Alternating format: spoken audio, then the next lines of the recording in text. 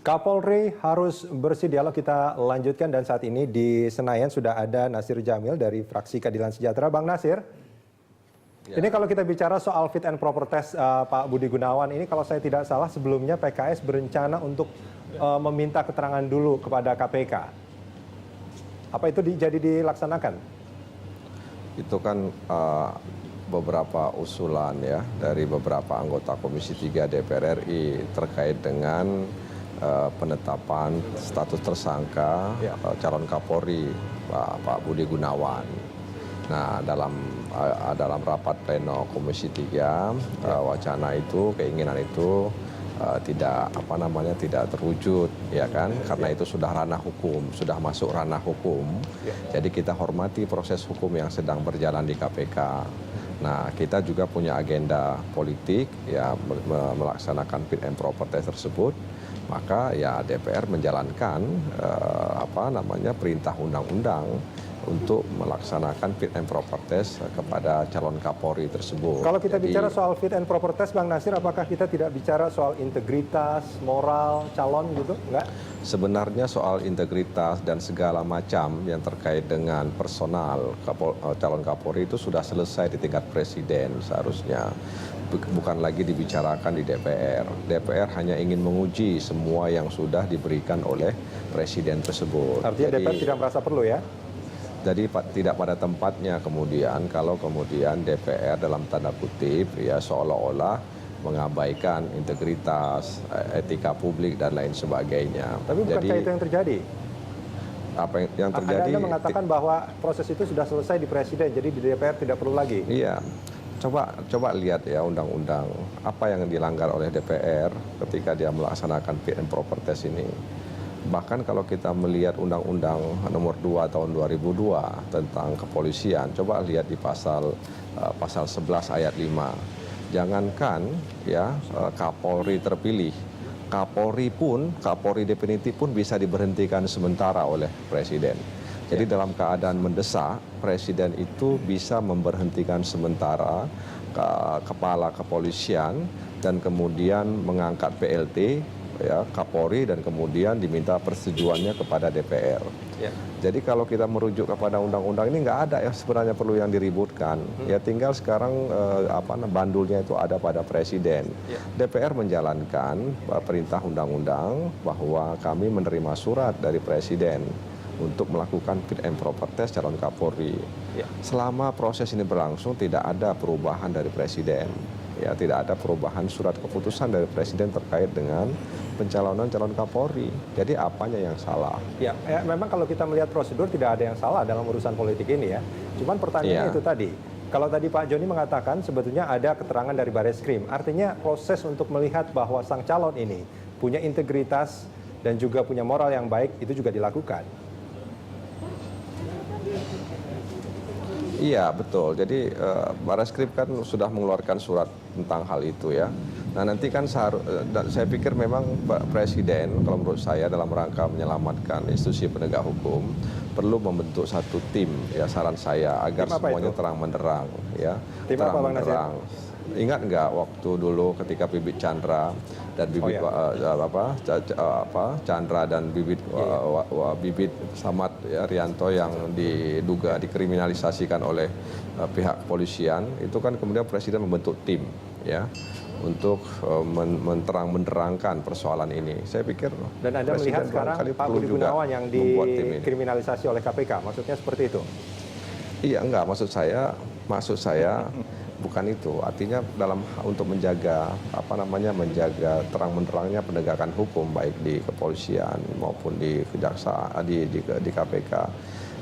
Presiden barangkali perlu ya untuk melakukan semacam terobosan sehingga tidak ada kesan bahwa ini ada upaya mengkriminalkan atau melakukan politisasi dalam kasus Budi Gunawan tersebut. Baik. Gitu loh. Oke, Pak Joni, tanggapannya soal ini. Apakah memang harus dilakukan hal seperti itu oleh Presiden? Itu di luar undang-undang. Itu kebijakan Presiden terserah pada Presiden. Tapi yang perlu diperhatikan adalah bahwa lembaga pemberantasan korupsi, baik KPK, polisi maupun kejaksaan, itu harus tetap dapat bekerja dengan baik. Oh iya, itu Ya, memang seharusnya seperti itu. Peristiwa ini bisa berdampak ke tidak baik di dalam proses penanggulangan korupsi juga. Ya. Apabila ada ketidakharmonisan dan tidak terkoordinasinya dengan baik di antara lembaga negara sebagai akibat ya dari keputusan-keputusan yang juga diambil tergesa-gesa. Ya. Ya.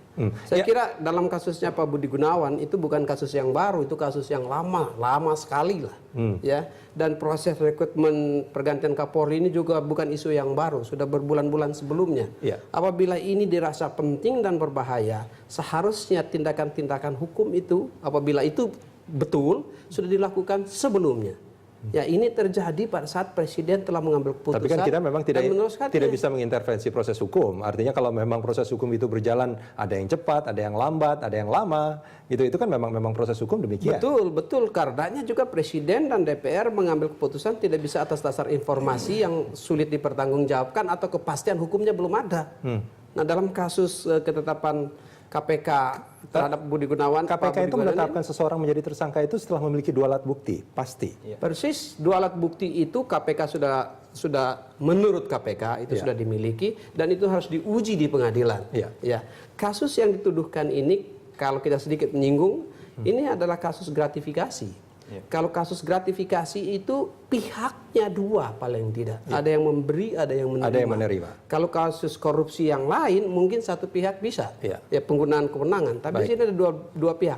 Saat ini hanya ada satu pihak.